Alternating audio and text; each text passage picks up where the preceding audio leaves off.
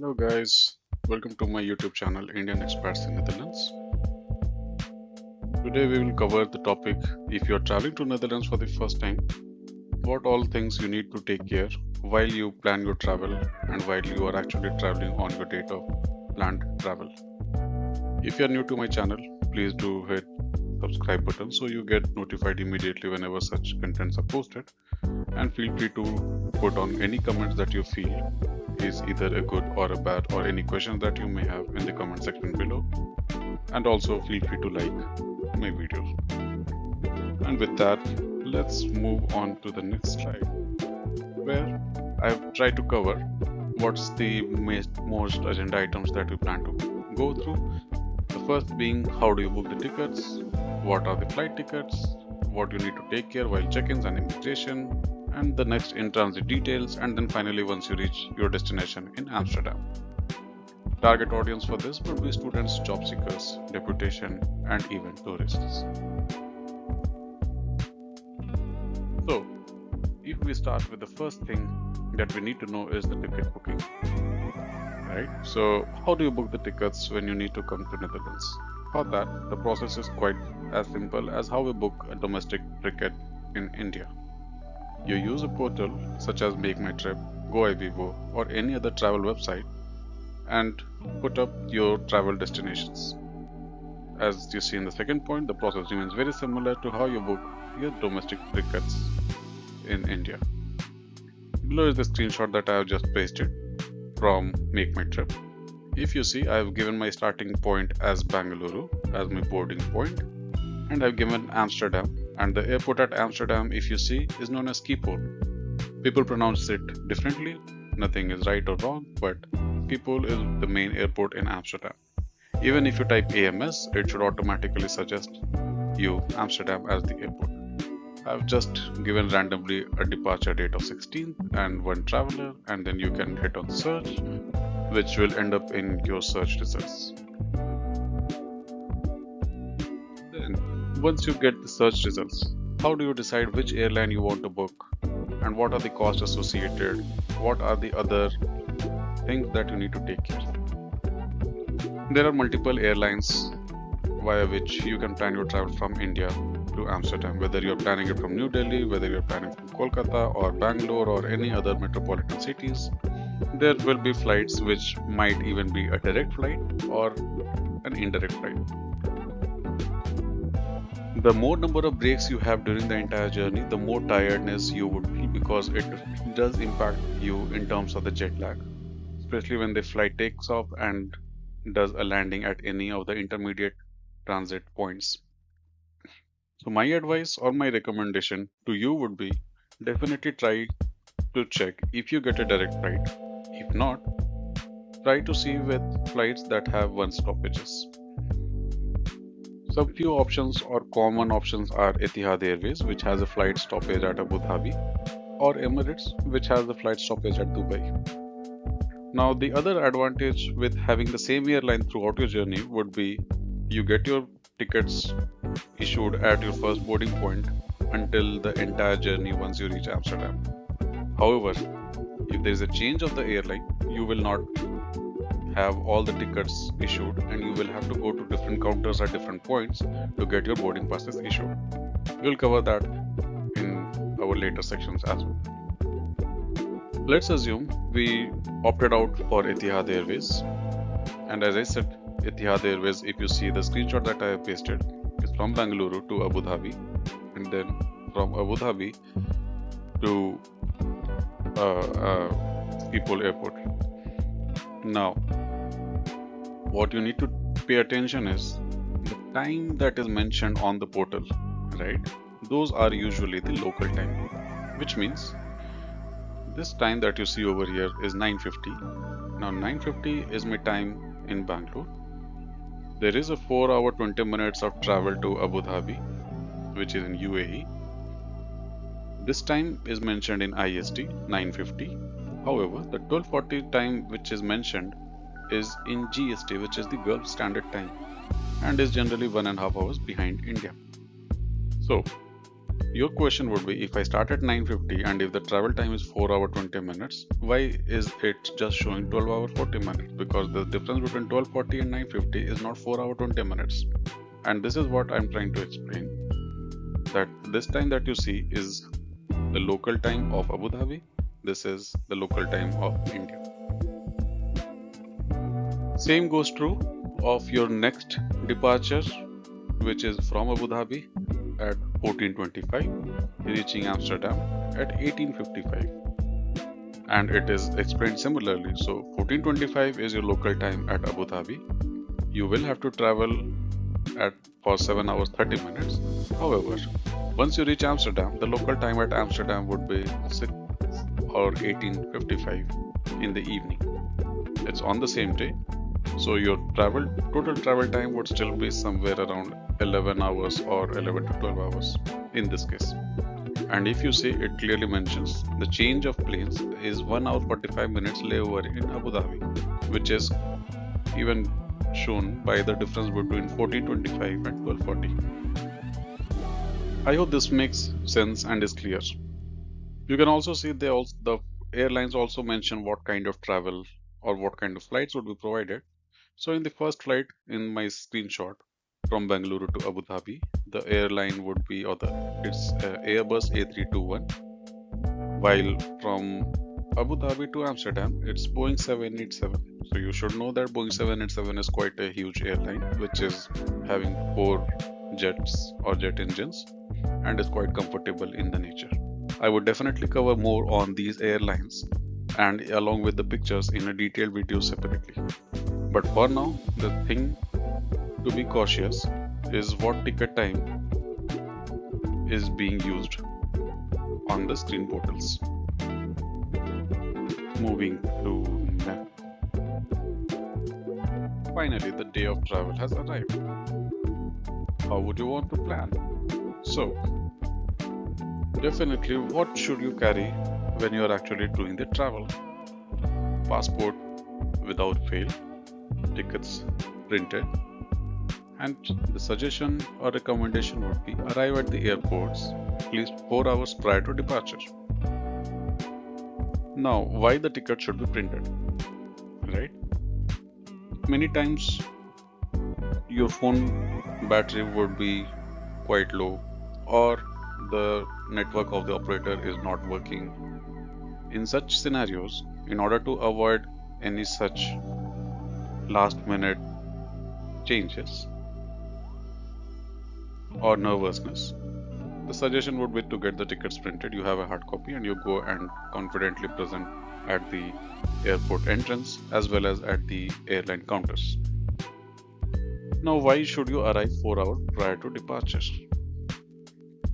You can expect a queue while entering at the airport, while at the airline counters, while at the immigration counters, while getting your security done. So basically there are 4 points for sure where you can expect the crowd. And even if you take 30 minutes on an average at each point, you definitely would need 2 hours. And 2 hours buffer is a must suggestion that you should follow while you try to get your travel plan. This screenshot is again something like for the Etihad Airways. How would the counters look? It's very similar how you plan in India, whether it is Spice or Indigo. You have the check-in counters and it also says economy class. Depending on the class that you have booked, you can book your or join the queue. Okay. Now, finally, when you have the tickets, when you have the printouts, you have it, your passport, and your time of departure has come, what you need to do steps in the sequence.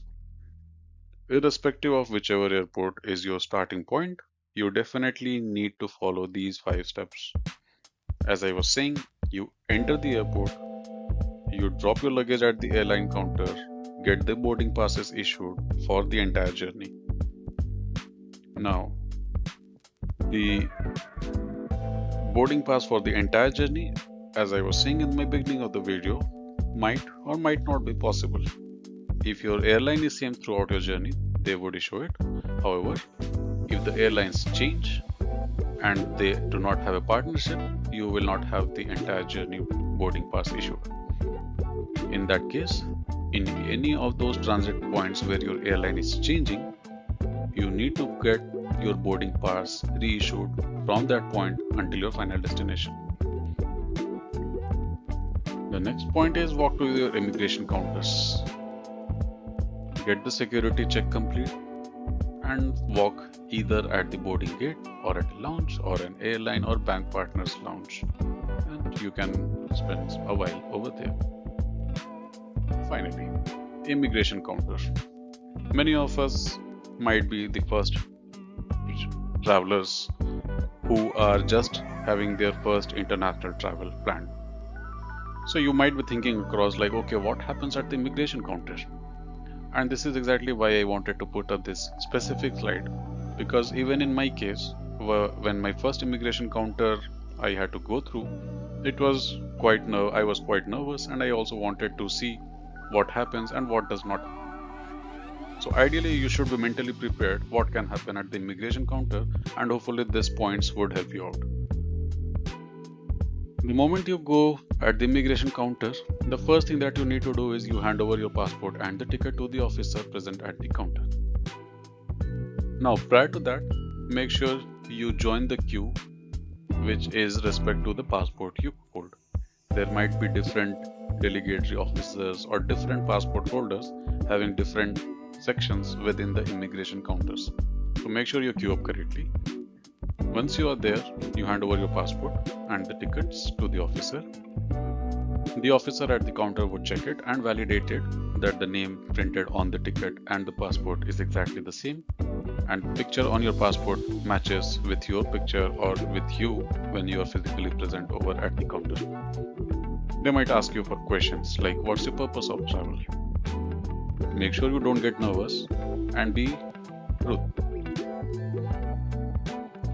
Making any sorts of excuses will lose your confidence and will gain them that okay, you might be a suspicious traveler and you might have any other follow-up questions. Make sure you are confident and truthful in your answers. Once you answer it and the officer is convinced, a picture of you will be clicked. They usually have cameras already installed at each of these counters, and they ask you to look into that camera and click a picture. Once that is done, the officer stamps the passport and the tickets will be handed over to you. This stamping would be done on your passport as well as on the tickets, indicating that an immigration was done from the airport you are boarding with the date mentioned. Make sure you do not tamper it because it's quite crucial information. Often what happens is the boarding passes have little plastic or are plastic in nature, so it takes a while for the stamp to dry off. Make sure you allow that time, and then you can definitely, once it's dried, you are confident that it won't go away and you can use it further. I hope this helps. Basically, these steps happen at the immigration counter. Now, in transit in Abu Dhabi. Let's say if I'm planning my travel from Bangalore to Amsterdam and I have an in-transit stop at Abu Dhabi.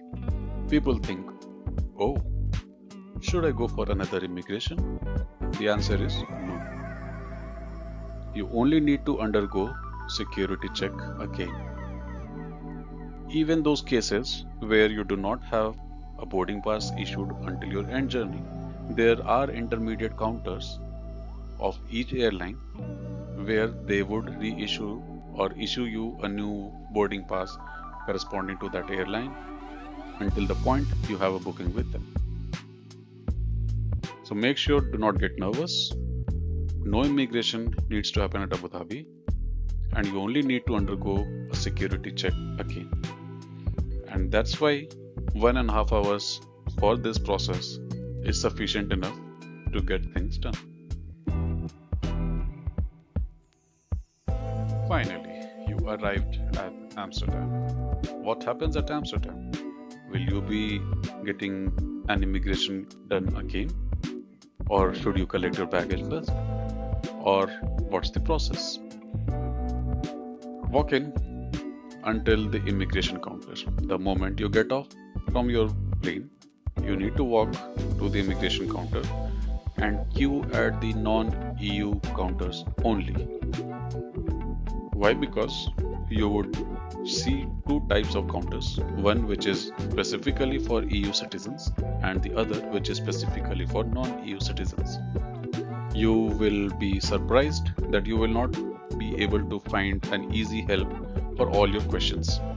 So make sure you do not get nervous, take your time and make cautious decisions, and I hope this video will definitely help you in those. So what happens at EU counters, they usually just have scanners because it's local to their country, so they don't want to know each and every details of the person. So you just need to scan your passport and you are done, and you cross the immigration counter. However, for non-EU citizens, you still need to follow a similar process of how you would have done in India. You walk in at the immigration counter, hand over your passport, hand over your tickets, along with any other travel documents that they might ask you for, and you get your immigration done.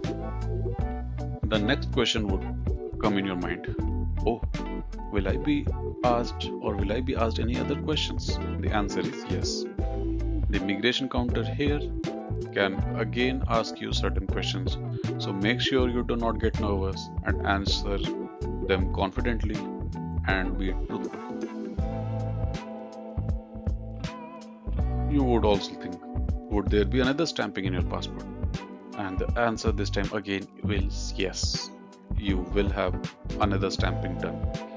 And this time the stamp would indicate your arrival time in Amsterdam along with the date, and it would clearly say you have successfully done your immigration. So this immigration stamp would also be in your passport. Finally, once your immigration is done, you collect your baggage and then you exit the airport and make your travel to the place of stay where you would have planned. I hope this would help in planning your end-to-end travel to Amsterdam. Do you have any questions? If yes, feel free to comment and ask for it, and I would be happy to answer them specifically. The reason also is I have gained much experience in this field, because the first time, as I was mentioning, I was quite nervous, but over a period of time I understood the process. Now I am quite comfortable with it, and I want you also to be comfortable. Make sure you hit the subscribe button, hit the bell icon, like, comment and share among with your friends as much as possible. With that, thank you for watching my video. See you next time. Bye.